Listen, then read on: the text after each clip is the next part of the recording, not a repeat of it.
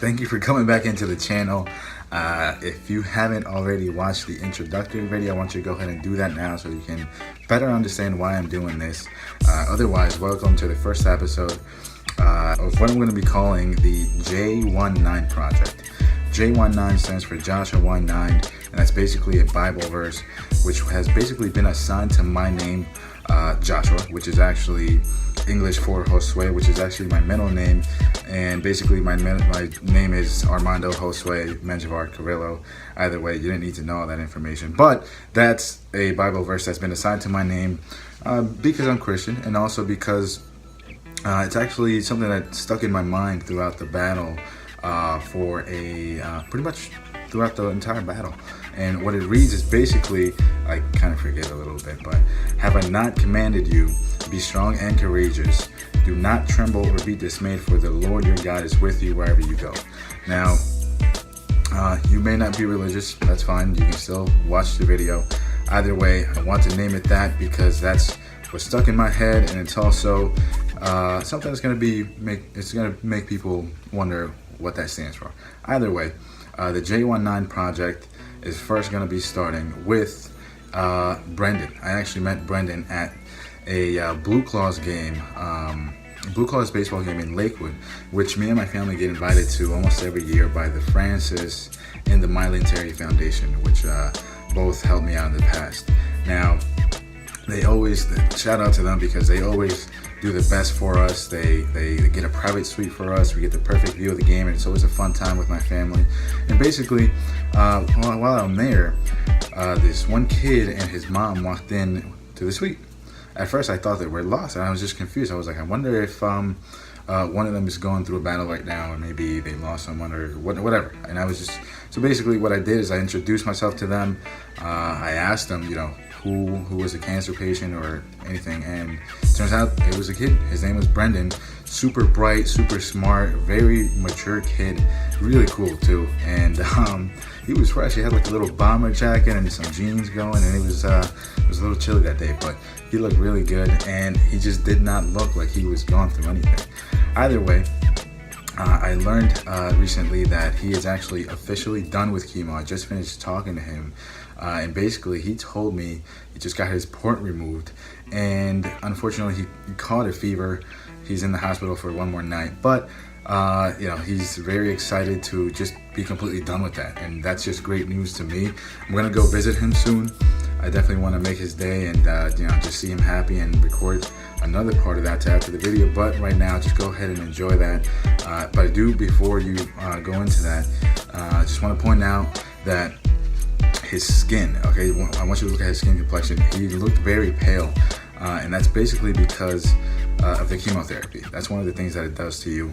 I remember back in high school, they pictured me way before lacrosse season for a lacrosse picture because I was captain. And in the picture, I just remember my eyebrows being very thin. My skin was like super pale. I'm like tan now, but now they're like super sharp and nice looking, and the curls are popping. Either way, I look completely different, and I might actually I'm gonna put it on here.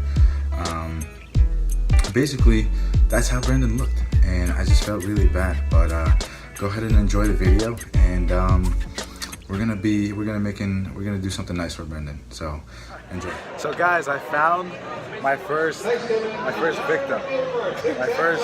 found my first candidate, and his name is Brendan. His name is Brendan. How old are you? 11. How much? 11. 11 years old. And this is, how long have you went through chemotherapy for now?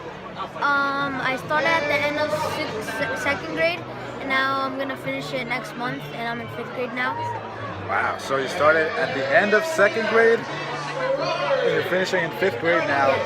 And you said your last chemotherapy session was gonna be next month, July, right? Yeah. So this is the reason why I like to make these videos, because this happened very randomly. I got an invitation from the Francis Foundation to come to the Blue Claws game here, and we're kind of doing this mid-game instead of watching the game, but I thought it was just very interesting that he's actually still going through it. I only went through it for 7 months. I didn't think I was going to find somebody going through it. I thought it was going to be just maybe someone who's done with it, but he is done with his chemotherapy next month, and that is awesome news. You know, so I just want to ask you a few questions. Like I said, you know, so when you first, remember, I think I asked you, but when you first got the news, how did you feel? I was really scared because I remember asking my mom, like, because I didn't know that it wasn't as aggressive as most of them, and so because I was really scared because I thought I was gonna die. Because first I was like in second grade, I was like 8 years old when cancer came up to my head. All I thought of was death.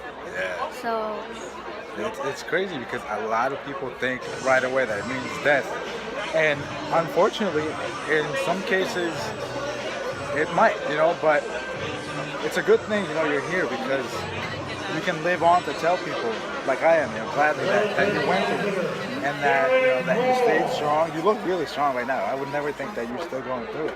When you came in, I was like, I wonder who it was, but I was just like, you know, your hair is great. He's got like this cool, funky hair, and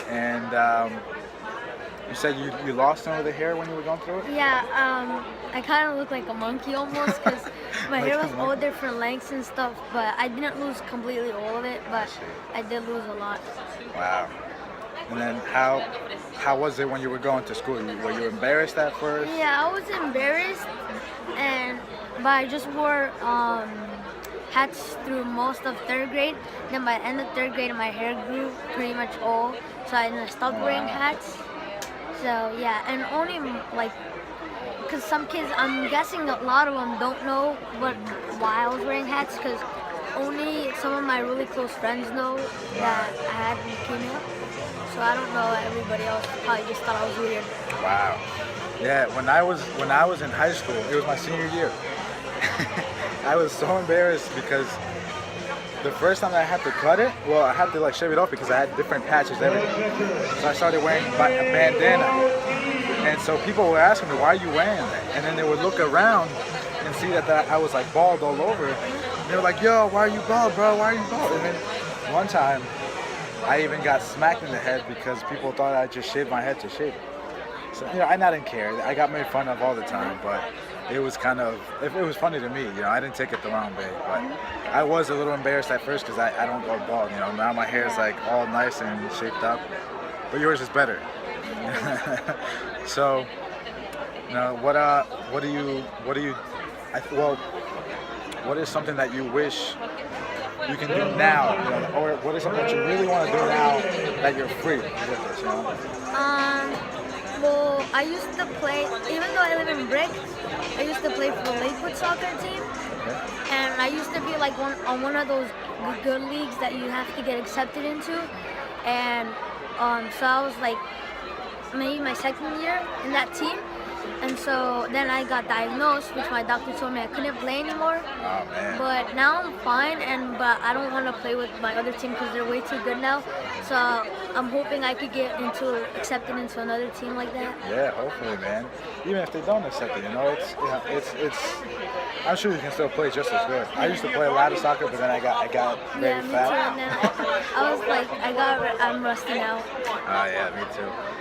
When I was in high school. Well, when it happened to me, I was playing 3 sports in high school. I was playing football, lacrosse, and wrestling, and I didn't get to do football or wrestling.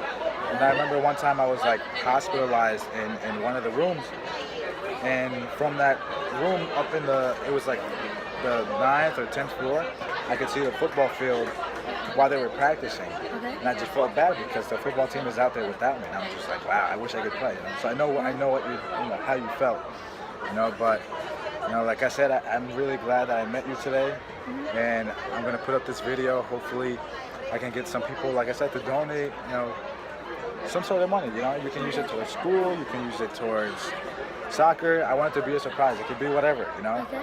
All right, but listen, very glad that I met you. All right, and I'll send you an email when this is up. Okay. Okay. Oh yes, yes! Go, go, go, go, go, go! All right, so there you go. That's Brendan right there, and you know he's just a super cool kid. You know, super awesome. He was very. I think the main thing that got me happy during the entire video, or really during the entire interview, was just to get to see him smile, and knowing that just thinking that he was like, when I first heard about that, I thought I was gonna die, and I was just like, what, like, nobody should ever go through that. It sucks. And what I want to tell you now, though, is that his GoFundMe account is active. The link is actually in the description below. Go ahead and click that for me. Make your donation. Anything counts. I want to try to raise up to maybe $1,000 to $1,500. Really, whatever kind of donation counts. I'm going to be taking a small portion of that, kind of save it to use it towards the foundation, so I can register it and start saving money little by little, because I'm also going to be driving down to see these people.